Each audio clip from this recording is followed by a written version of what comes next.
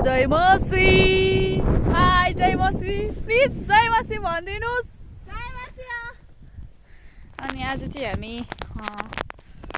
रौतामाई गाउँपालिका आँपटार पोखरीबाट चाहिँ प्रोग्राम सकेर त्यहाँ तलको गाउँबाट सकेर अब हामी चाहिँ भिरको बाटो मेरो लाग्छु है। यस्तो भिड छ अगाडि, दिदीहरू हिँडिसक्नुभयो, रात पनि परिसकेको छ।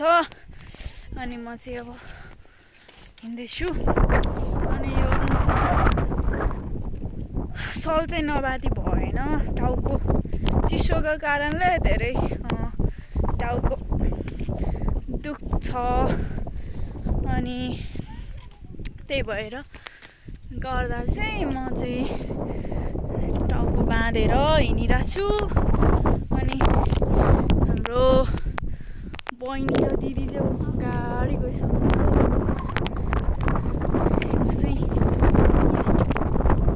हिँड्दैछु।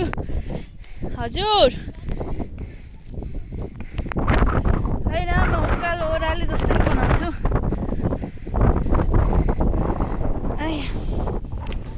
तर यो उमा चाहिँ अलिक गाह्रै हुँदो रहेछ। अनि हाम्रो चाहिँ आमा दिदी सेमिनार, आमा दिदी बहिनी सेमिनार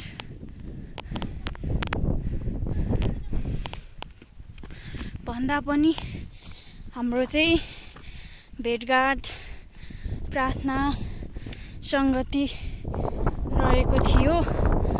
अनि हामीले चाहिँ राम्रोसँगले नि इन्डियाबाट पास्टर अनि मम्मी अनि सलामी नाना आउनुभएको थियो है। अनि विशेष गरी चाहिँ यो प्रोग्रामहरू चाहिँ खासमा सबै हाम्रो यस्तो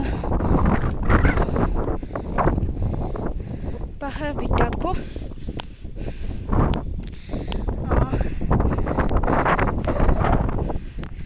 अब जतिजना हामीभन्दा अगाडिको मम्मी बुवाहरूले त पढ्नु भएको हुँदैन, उहाँहरूको लागि चाहिँ प्रभुमा चाहिँ अगाडि बढ्नको लागि भनेर नै यो सेमिनारहरू चाहिँ राख्नुभएको थियो। अनि एकदमै हामी चाहिँ आशिषित भएका छौँ। अनि अब बोल्नु जाने पनि नजाने पनि हाम्रो आमा दिदी बहिनीहरू चाहिँ जतिजनाले त्यहाँ भागीहरू चाहिँ पाउनु भएको थियो, उहाँहरू चाहिँ सबैजनाले चाहिँ आफ्नो भागहरू चाहिँ निभाउनु भयो है। अनि एकदमै खुसी लाग्यो। जीवन गवाईहरू सुनाउनु भएको थियो। अनि धेरै नै आशिषमय। अनि बाटोहरू चाहिँ यस्तो कठिन भए तापनि हामीले चाहिँ धेरै आशिषहरू चाहिँ पाएर फर्केका छौँ। प्रभुको निम्ति चाहिँ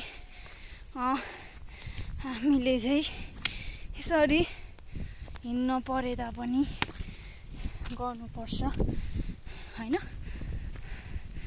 अनि हाम्रो रात पनि पर्न लाग्छ, त्यही पनि रात परे पनि हामी जति सक्दो हिँड्ने कोसिस नै गर्दैछौँ। जस्तै भए पनि हामी आज चाहिँ घरै पुग्नेछौँ होला भनिरहेछौँ।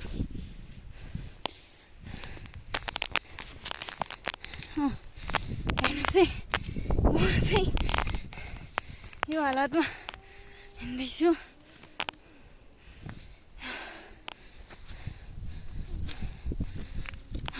प्रभुलाई धन्यवाद भएको होस् हालेलुया प्रेज द लर्ड काठमाडौँ मलाई पोखरा लैजाऊ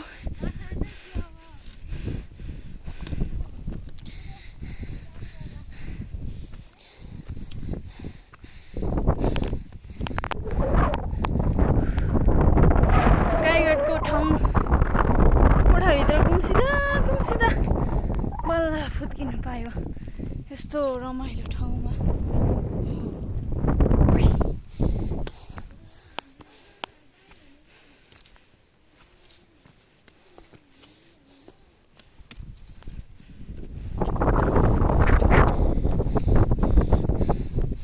हाम्रो दिदीहरू चाहिँ